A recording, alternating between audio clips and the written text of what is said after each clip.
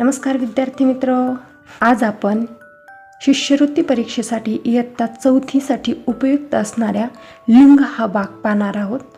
त्यामध्ये लिंग म्हणजे काय, लिंगाचे प्रकार व त्यावर परीक्षेमध्ये कशा प्रकारचे प्रश्न विचारले जातात ते प्रश्न देखील पाहणार आहोत।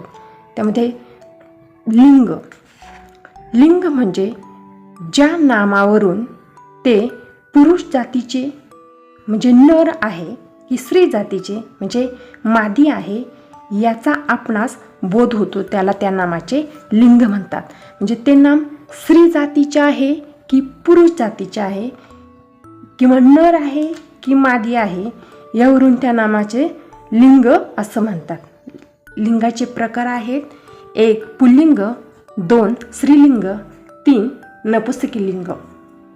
आता त्यामधील पहिला प्रकार आहे पुल्लिंग। आता पुल्लिंग म्हणजे काय, ज्या नामावरून पुरुष जातीचा बोध होतो म्हणजे नर जातीचा बोध होतो त्याला पुल्लिंग असे म्हणतात। म्हणजे थोडक्यात मुलाचा बोध होतो, नरचा बोध होतो त्याला पुल्लिंग असे म्हणतात। उदाहरणार्थ प्रकाश, समुद्र, फळा, वृक्ष, चंद्र।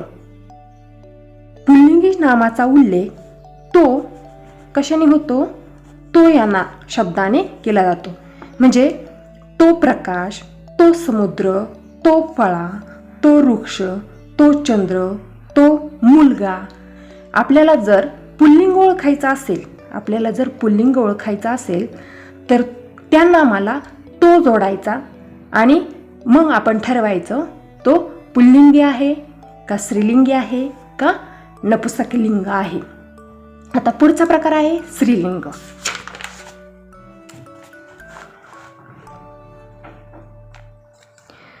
दुसरा प्रकार आहे स्त्रीलिंग।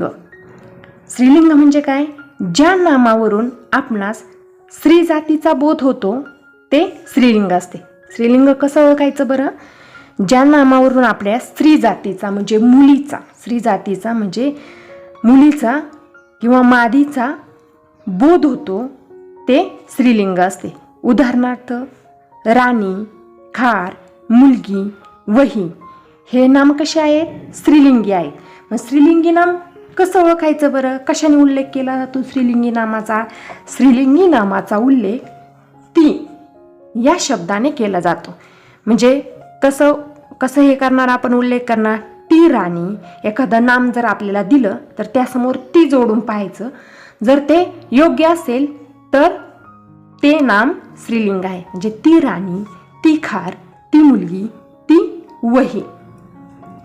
तिसरा आहे नपुंसकलिंग। आता नपुंसकलिंग कसं ओळखायचं बरं, ज्या नामावरून पुरुष जातीचा किंवा स्त्री जातीचा असा कोणताही बोध होत नाही ते नपुंसकलिंग होय। मग उदाहरण कोणते देता येतील आपल्याला? उदाहरणार्थ पुस्तक, ऊन, केळे, चांदणे, बोट, मूल। नपुंसकलिंग कसं ओळखायचं, नामाचा उल्लेख कशाने केला जातो? जसा पुल्लिंगी नामाचा तो या नामाने केला जातो, स्त्रीलिंगी नामाचा उल्लेख ती या शब्दाने केला जातो, तसं नपुंसकलिंग नामाचा उल्लेख ते या शब्दाने केला जातो। म्हणजे कसं, ते पुस्तक, ते ऊन, ते केळे, ते चांदणे, ते बोट, ते मूल। आता मग त्याची काही आपण आज उदाहरणं देखील पाहणार आहोत। त्यामध्ये पाहता पुल्लिंग आणि स्त्रीलिंग याची काही उदाहरणं आहेत। पुल्लिंग आणि स्त्रीलिंग याची काही उदाहरणे आहेत। आता पहा, पुल्लिंग घोडा, तो घोडा, ती घोडी, तो वाघ, ती वाघीण, तो सिंह, ती सिंहीण, तो चिमणा, ती चिमणी, तो कोकिळ, ती कोकिळा, तो कोंबडा, ती कोंबडी। म्हणजे पुल्लिंगी नामाचा तोने आणि स्त्रीलिंगी नामाचा उल्लेख तिने केला जातो।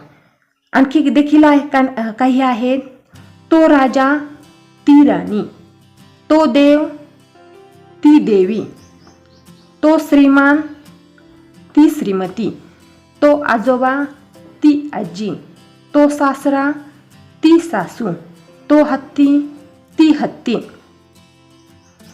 लक्षात आलं तुमच्या की पुल्लिंगी नामाचा उल्लेख तो या शब्दाने होतो आणि स्त्रीलिंगी नामाचा उल्लेख ती या शब्दाने होतो.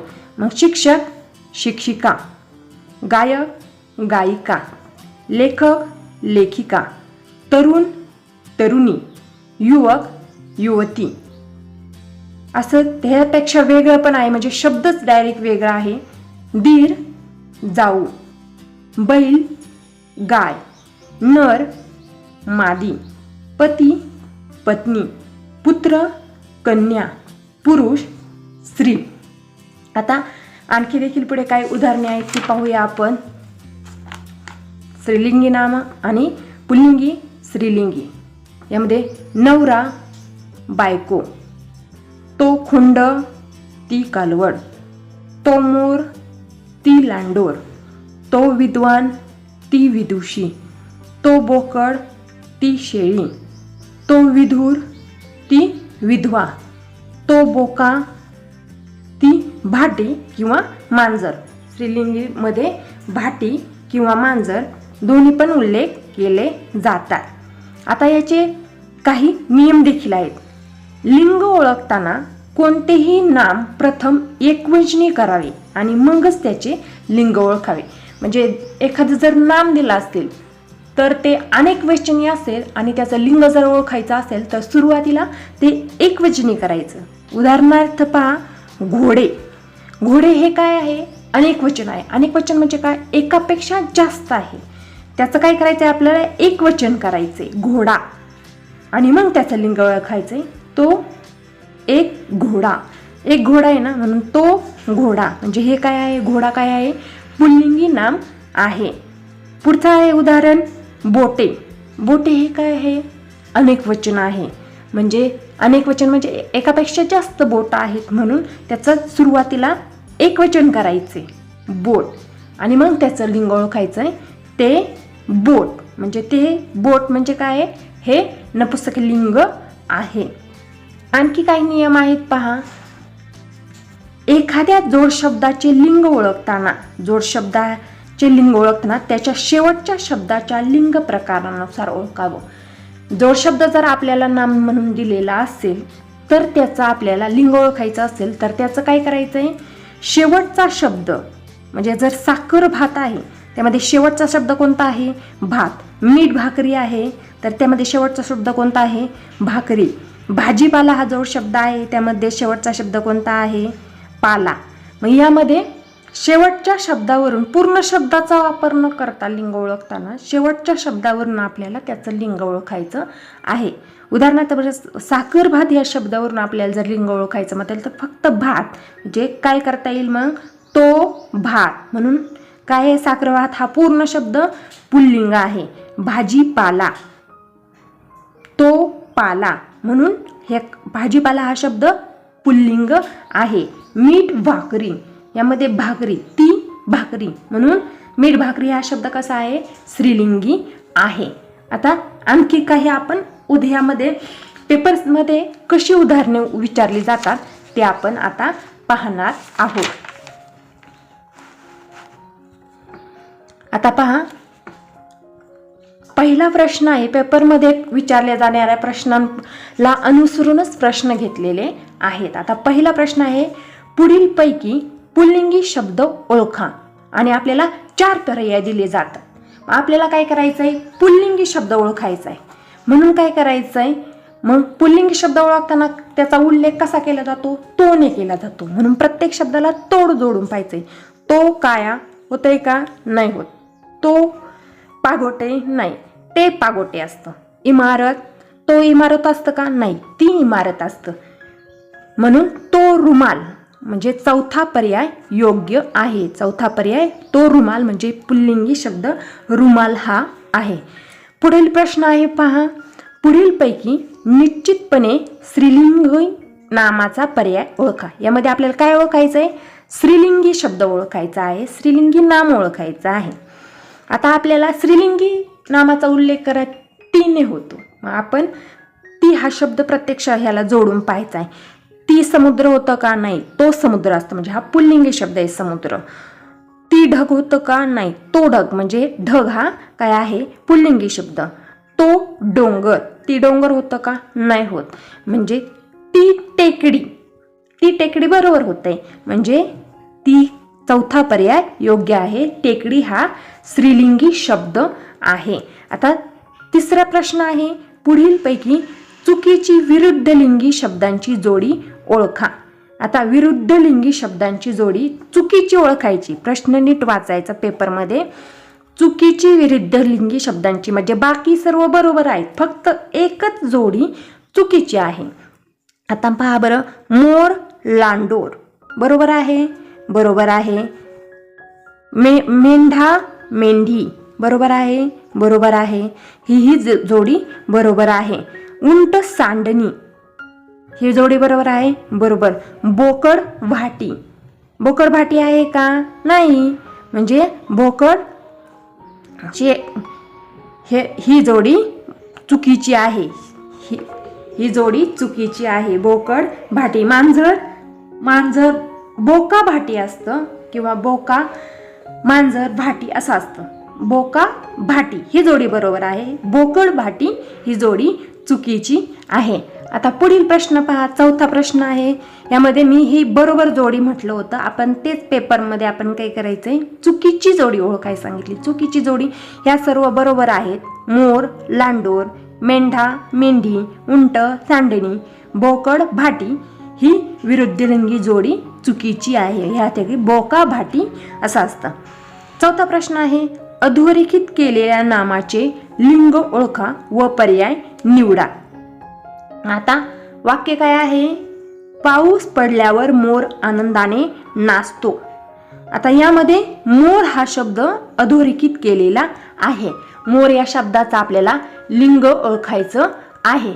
आता मोर हा शब्द आपल्याला स्त्रीलिंगी पर्याय दिलेला आहे. स्त्रीलिंग, पुल्लिंग, उभयलिंग, नपुंसकलिंग. आता मोर हा शब्द आपल्याला त्याला स्त्रीलिंगी आहे का पाहूया. ती मोर होतं का? नाही, तो मोर, म्हणजे दुसरा पर्याय बरोबर आहे. तो मोर, तो या नाम शब्दाने याचा मोर या शब्दाचा तो या शब्दाने उल्लेख होतो, म्हणून तो पुल्लिंगी आहे. पुढील प्रश्न आहे, खार चपळ असूनही गरीब आहे. यामध्ये खार या शब्दाखाली अंडरलाईन आहे, करायची राहिलेली आहे, अधोरेखित केलेला आहे. खार चपळ असूनही गरीब आहे. आता पर्याय दिलेले आहेत आपल्याला, पुल्लिंगी, पुल्लिंग, स्त्रीलिंग, नपुंसकलिंग, उभयलिंग. आता यापैकी कोणता आहे पहा बघा. खार, तो खार होतं का? नाही होत, म्हणजे पुल्लिंग येणार नाही. स्त्रीलिंग ती खार होतं का? होतंय.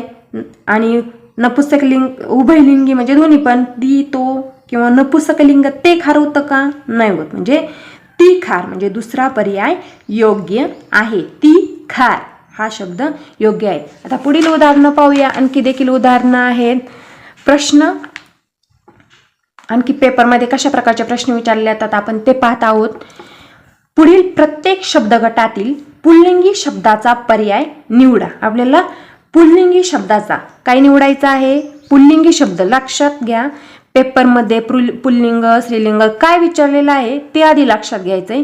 पुल्लिंगी शब्द विचारलेला आहे. आता पर्याय दिलेले आहेत. गट आहे पर्यायांचा, रमा, सैनिक, बंदूक, शेती. आपल्याला पुल्लिंगी निवडायचं आहे, म्हणजे तो या शब्दाने त्याचा उल्लेख झाला पाहिजे. तो रमा होतं का? ती रमा असतं. तो सैनिक हे बरोबर आहे, तरी पुढं चेक करूया आपण. तो बंदूक होतं का? नाही, ती बंदूक होतं. ती शेती, म्हणजे दुसरा पर्याय योग्य आहे. तो सैनिक हा पर्याय योग्य आहे. दुसरा गट आहे, 1 आंबा, 2 फणस, 3 भाजी, 4 पपई. आपल्याला काय निवडायचं आहे? पुल्लिंगी नाम ओळखायचं आहे. काय पुल्लिंगी नाम ओळखायचं आहे म्हटल्यानंतर आपण कशाने उल्लेख करायचा आहे त्याचा? तो या शब्दाने. म्हणजे तुम्ही ओळखा बरं मग कोणता असेल. तो आंबा हा पहिलाच पर्याय बरोबर आहे, परंतु आपण पुढे एकदा चेक करून पाहू. तो फणस होतं का? नाही, ती फणस. ती भाजी, ती पपई, म्हणजे पहिला पर्याय बरोबर आहे. आता पुढे पहा बरं, तिसरा गट आहे शाळा. पहिला आहे शाळा, दुसरा आहे मुलगी, तिसरा आहे फळा, चौथा आहे शिक्षिका. आता पहा बरं, तो या शब्दाने उल्लेख होतो का शाळेचा? तो शाळा होतं का? नाही, ती शाळा होतं. दुसरा आहे मुलगी. मुलगी काय नर आहे का मादी आहे? मादी आहे. ह्यामधून स्त्री जातीचा उल्लेख होतोय म्हणून ही स्त्रीलिंग आहे. तो फळा म्हणजे हे पुल्लिंगी आहे. परत पुढेही पाहूया, शिक्षिका. शिक्षिका काय आहे? ती शिक्षिका आहे म्हणून तो फळा हे पर्याय, तिसरा पर्याय योग्य आहे. आता चौथा गट आहे पहा. पहिला आहे भात, दुसरा आहे आमटी, तिसरा आहे भाकरी, चौथा आहे वरण. आता यामधून आपल्याला काय निवडायचं आहे? पुल्लिंग. तर मग पहा काय होतंय, तो भात पहिलाच पर्याय बरोबर आहे. पण पुढचंही आपण पाहूया. कधी कधी दिलेला असे पर्याय देखील दिलेले असतात की पहिलं आणि दुसरं असे देखील दिलेले असतात खाली पर्याय, म्हणून पुढे चेक करायचंय. दुसरा आहे ती आमटी, ती भाकरी, ते वरण. हे वरण शब्द नपुंसकलिंग आहे म्हणून तो भात म्हणजे पहिला पर्याय योग्य आहे. आता आणखी देखील वेगळा प्रश्न पाहूया. खालील प्रत्येक शब्दातील स्त्रीलिंगी शब्दांचा पर्याय निवडायचा आहे. इतक्या वेळा आपल्याला काय निवडायचं होतं? याच्यामधून आपल्याला पुल्लिंगी शब्द निवडायचा होता. पण इथं काय करायचं आहे? आपल्याला स्त्रीलिंगी शब्दाचा पर्याय निवडायचा आहे. आता ह्याच्यामध्ये पहा बरं, स्त्रीलिंगी शब्दामध्ये पहिला गट आहे हात, जीभ, पाय, डोळा. आता स्त्रीलिंगी शब्दाचा तीने उल्लेख होतो. ती हात होतं का? नाही होत. ती जीभ होतं म्हणजे हा पर्याय बरोबर आहे. पण आपण पुढेही पाहूया, ती पाय होतं का? नाही, तो पाय होतं. तो डोळा होतंय म्हणजे दुसरा पर्याय योग्य आहे. आता दुसरा गट आहे एक ग्रंथ, 2 पान, 3 पोथी, 4 पुस्तक. यामध्ये पहा, तो ग्रंथ, तो पान, ती पोथी, तो पान असतं का? ते पान असतं म्हणजे हे नपुंसकलिंग आहे. तो पोथी होते का? नाही होत. ती पोथी म्हणजे स्त्रीलिंगी आहे. आणि ते पुस्तक हे बरोबर आहे. ते हे नपुंसकलिंग आहे म्हणजे आपल्याला काय निवडायचं आहे? स्त्रीलिंगी म्हणजे ती पोथी. म्हणून तिसरा पर्याय योग्य आहे. आता तिसरा गट आहे शाळा, शिपाई, विद्यार्थी, शिक्षक. आता आपल्याला काय निवडायचं आहे? स्त्रीलिंगी म्हणजे तीने उल्लेख झाला पाहिजे. ती शाळा होतोय बरोबर. पण पुढचे पर्याय देखील पाहू. तो शिपाई, तो विद्यार्थी, ते शिक्षक म्हणजे हे सगळे, हा आहे पुल्लिंगी, हा नाम आहे पुल्लिंगी आणि ते शिक्षक म्हणजे नपुंसकलिंग. आता पुढचा चौथा गट आहे फड, घड, कड, गड. आता यामध्ये आपल्याला या शब्दांमधून आपल्याला स्त्रीलिंगी नाम निवडायचं आहे. तो फड होतंय म्हणजे हे पुल्लिंगी नाम आहे. तो घड होतंय म्हणजे हे देखील पुल्लिंगी नाम आहे. ती कड असतं म्हणून हे स्त्रीलिंगी नाम आहे. आणि तो गड असतं म्हणून हे पुल्लिंगी नाम म्हणजे तिसरा पर्याय आपल्याला योग्य आहे. यामध्ये तिसरा पर्याय योग्य आहे. अशाच प्रकारच्या उदाहरणे आपण पेपरमध्ये विचारली जातात. पुल्लिंगी नाम ओळखा किंवा पुल्लिंगीच्या शब्दाचा पर्याय निवडा किंवा स्त्रीलिंगी शब्दाचा पर्याय निवडा, निश्चित स्त्रीलिंगी शब्दाचा पर्याय निवडा. असे वेगवेगळ्या प्रकारचे प्रश्न आपल्याला पेपरमध्ये विचारले जातात. पुढील प्रश्न पाहणार आहोत. पुढीलपैकी चुकीची विरुद्धलिंगी जोडी ओळखा. आपल्याला शोधायचंय काय नेमकं? चुकीची विरुद्धलिंगी जोडी म्हणजे 4 पर्याय दिलेले असतील, त्यापैकी 3 पर्याय बरोबर असतील आणि 1 चुकीचा असेल. मग पाहूया. तर पहिला गट आहे बालक, बालिका. ही विरुद्धलिंगी जोडी बरोबर आहे. बालक, बालिका. आजी, आजोबा ही देखील बरोबर आहे. नर, मादी ही देखील बरोबर आहे. पण वाघ्या, वाघीण ही जोडी बरोबर आहे का? वाघ्या मुरळी असतं, वाघ्या वाघीण नसतं, वाघ वाघीण असतं किंवा वाघ्या मुरळी असतं म्हणजे चौथा पर्याय बरोबर आहे. आता पुढील प्रश्न आहे पहा. पर्यायांचा गट आहे दीर, जाऊ, बरोबर आहे, दीर जाऊच असतं. भाऊ बहीण. तिसरा पर्याय आहे मांजर भाटी. ह्या दोन्ही एकच लिंगी आहेत. मांजर भाटी यांना विरुद्ध लिंगी जोडी असते बोका. बोक्याला विरुद्ध लिंगी जोडी असते मांजर किंवा भाटी. म्हणजे हे एकच लिंगी आहेत म्हणून तिसरा पर्याय योग्य आहे. तरी आपण पुढचा पर्याय पाहूया. पुत्र कन्या ही बरोबर आहेत. या आपल्याला शोधायचे चुकीची विरुद्ध लिंगी जोडी म्हणून तो पर्याय तिसरा पर्याय योग्य आहे. आता पुढे पहा. तिसरा प्रश्न आहे घोडा मेंढा, चिमणा चिमणी, निर्माता निर्माती, मुलगा मुलगी. यापैकी आपल्याला चुकीची विरुद्ध लिंगी जोडी शोधायची म्हणून घोडा मेंढा ही जोडी चुकीची आहे. म्हणजे हा पहिला पर्याय बरोबर आहे.